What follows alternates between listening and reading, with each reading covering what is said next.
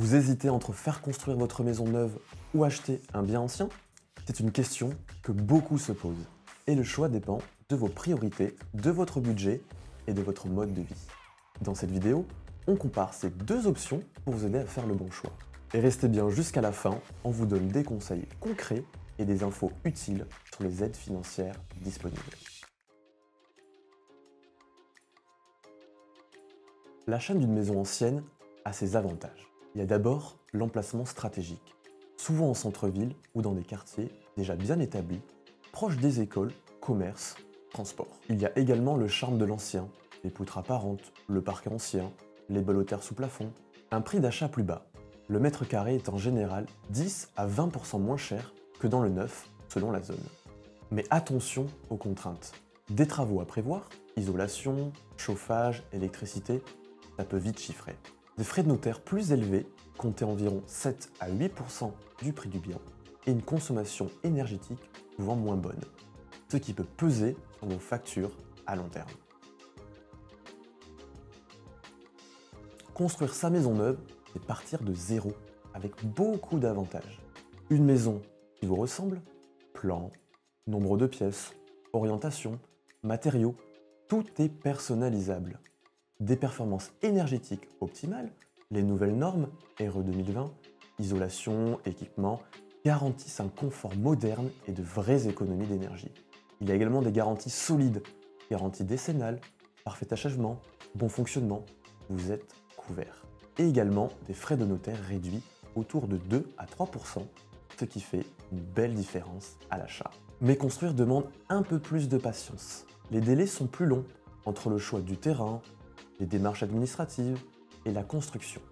Il faut souvent prévoir 12 à 18 mois avant d'emménager. Il y a également des frais ponctuels anticipés, viabilisation du terrain, raccordement, taxes d'aménagement, etc. Pour vous aider à faire le bon choix, voici quelques recommandations. Tout d'abord, définissez vos priorités. Voulez-vous emménager rapidement dans une maison de caractère ou créer un lieu de vie sur mesure?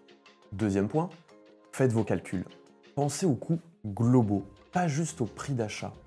Rénovation dans l'ancien, frais annexes dans le neuf. Troisième point, renseignez-vous sur les aides financières.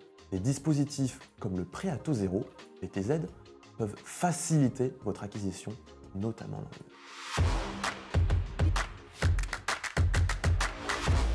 Dans l'ancien, les frais de notaire sont plus souvent élevés et les travaux de rénovation sont possibles.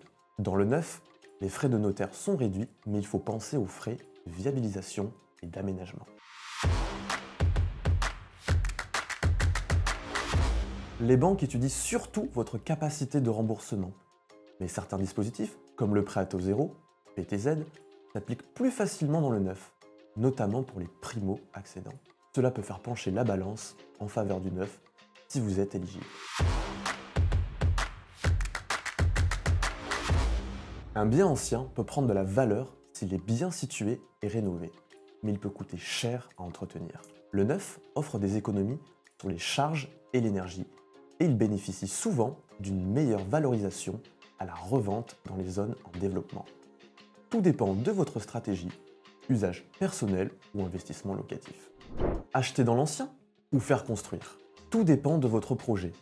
Budget, emplacement, timing, envie de personnalisation. Il n'y a pas de bon ou de mauvais choix, juste celui qui vous correspond. Merci d'avoir regardé cette vidéo. Tous les liens utiles sont en commentaire.